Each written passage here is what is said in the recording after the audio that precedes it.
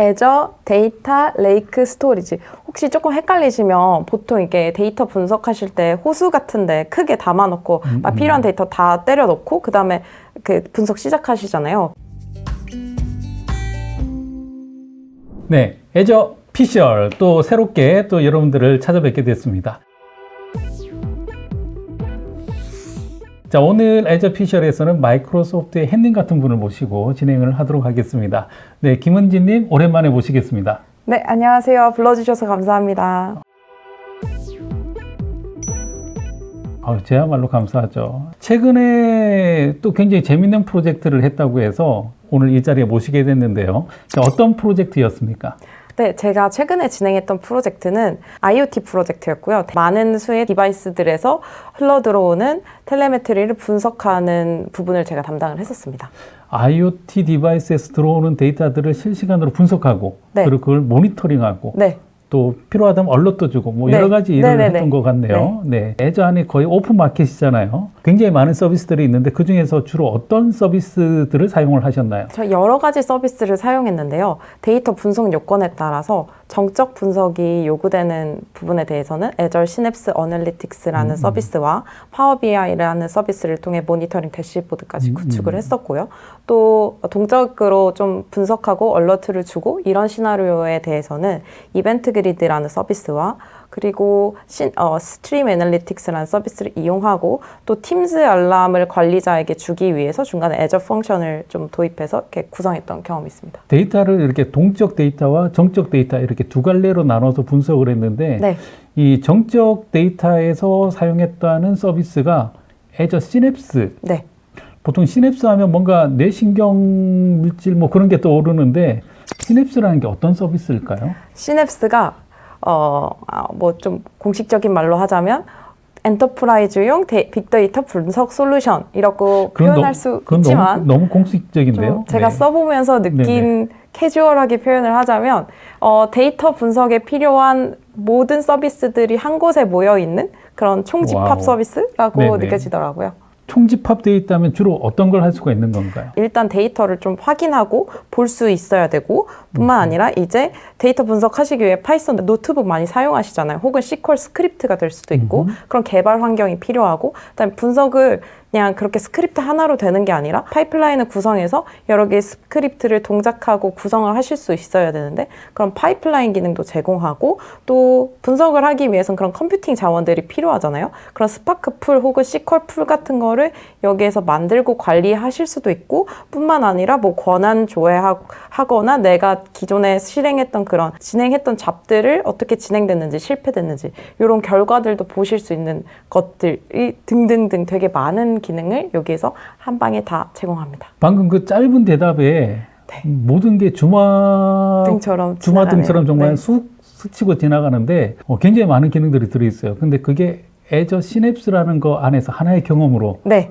다 어디 진행이 가능합니까? 밖으로 안 나가시고 시냅스 애널리틱스 스튜디오라는 그 포털이 와우. 별도의 포털이 네. 있거든요. 네네. 거기 안에서 다 하실 수가 있습니다. 그럼 그 안에서 뭐 SQL 쿼리도 쓸 수 있고 네. 파이썬으로 뭐 데이터 분석도 할 수도 있고 아무튼 그거 하나면 다 된다. 네, 그것만 해도 굉장히 대단한 것 같은데 자 그런데 그 안에 보면 또 파이스파크도 사용하셨다고 네. 했어요. 네. 파이스파크는 어떻게 사용하셨나요? 파이스파크가 보통 업계 표준으로 데이터 분석하실 때 많이 사용하잖아요. 그래서 저도 이번에 데이터 분석을 할 때 파이스파크를 이용해서 분석을 했고요. 그냥 여러분이 사용하시던 그냥 파이썬으로 아파치 스파크 기반으로 데이터 분석 스크립트 작성하시고 사용하시면 됩니다. 파이썬 노트북에 스크립트 작성하고 아파치 스파크 풀 생성하신 다음에 연결해가지고 그 스크립트 실행하시면 그냥 여러분이 아마 사용하시던 경험 그대로일 거예요. 지금 얘기만 듣는데 이때까지 봤던 프로젝트들 중에서 가장 좀 신나 있는 것 같은 느낌도 들고요. 네, 정말 재밌었어요. 네, 그리고 머릿속으로 떠오르는 그림이 거의 오케스트라의 지휘자 같은 느낌이었어요. 이번에 제가 그 많은 서비스들을 다 모아놓고 오케스트레이션 하는 네. 그런 느낌이 굉장히 보기 좋았던 것 같습니다. 네. 그 중간에 여기 아키텍처 그림을 보다 보면 여기 ADSL이라고 하는 게 있어요. 네, ADLS. ADLS. 네. ADLS군요. ADSL은 옛날 사람이네요. 옛날 초고속 인터넷 다 받아줘라. 그때 얘기인데 ADLS가 뭐의 약자인가요? 애저 데이터 레이크 스토리지. 혹시 조금 헷갈리시면 보통 이게 데이터 분석하실 때 호수 같은데 크게 담아놓고 막 필요한 데이터 다 때려 넣고 그 다음에 그 분석 시작하시잖아요. 그 의미로 그 네이밍을 애저 데이터 레이크 스토리지라고 한 것 같고 줄여서 ADLS라고 많이 부르고 있는 것 같습니다. 아, 거긴 주로 어떤 데이터들이 들어가나요? 제가 이번 분석했던 데이터들은 에이브로 혹은 제이슨 포맷들의 그런 데이터였지만 그 외에도 그냥 여러분이 생각하시는 블롭 형태의 데이터도 넣으셔도 되고요. 애저에서 만약에 스토리지 사용했다면 블롭 스토리지 사용하셨잖아요. 거의 그 경험과 유사하다고 생각하시면 됩니다. 데이터들이 쌓여있는 모습을 보면 되게 보기 좋겠네요. 요즘 아파트들도 보면 이름에 뭔가 저수지라도 보면 레이크라는 이름 붙어있는 아파트들 많은데 그거 같은 느낌이네요. 네. 사용요금 비싼가요? 보통 레이크 들어가 있는 아파트들은 비싸던데. 근데 ADLS의 장점 중에 하나가 블롭과 대비했을 때 가격 차이가 크게 나지 않으면서도 나중에 빅데이터 처리에 필요한 그 리네임 연산이나 딜릿 연산하는데 효과적으로 사용할 수 있고 ABFS라고 해서 시스템 지원하기 때문에 하둡 기반의 데이터 분석을 네네. 진행할 수 있는 스토리지입니다. 하둡에서도 자연스럽게 접근해서 그 네, 데이터를 하둡 파일 시스템 아마 기반으로 호환이 네네. 되는 서비스일 거예요. 네네. 굉장히 쓸모있고 그리고 사용하기에도 유연한 데이터의 저수지, 데이터의 호수 네. 빠져들 것 같네요. 네. 자, 근데 ADLS를 사용할 때 그 전체적인 그림을 보면 데이터의 포맷을 들어갈 때 하고 뭐 처리해서 또 끄집어낼 때 하고 포맷을 몇 가지로 사용을 한 게 네. 있는데요. 네. 각각의 포맷과 그리고 그 포맷을 사용한 이유가 있을 것 같은데. 네, 좋은 부분입니다. 네. 감사합니다. 네. 제가 아까 말씀드렸듯이 정적 분석 시나리오가 있었고 또 동적 분석 시나리오가 있었는데 정적 분석 시나리오에서는 IoT 허브로 막 데이터들이 엄청 들어올 거잖아요. 일단 그것을 한 곳에 IoT 허브는 말 그대로 잠깐 담아놓는 곳이니까 ADLS 같은 스토리지에 담아놔야 된단 말이죠. 그때 익스포트 포맷이 두 가지를 제공해요. 애저 IoT 허브에서는.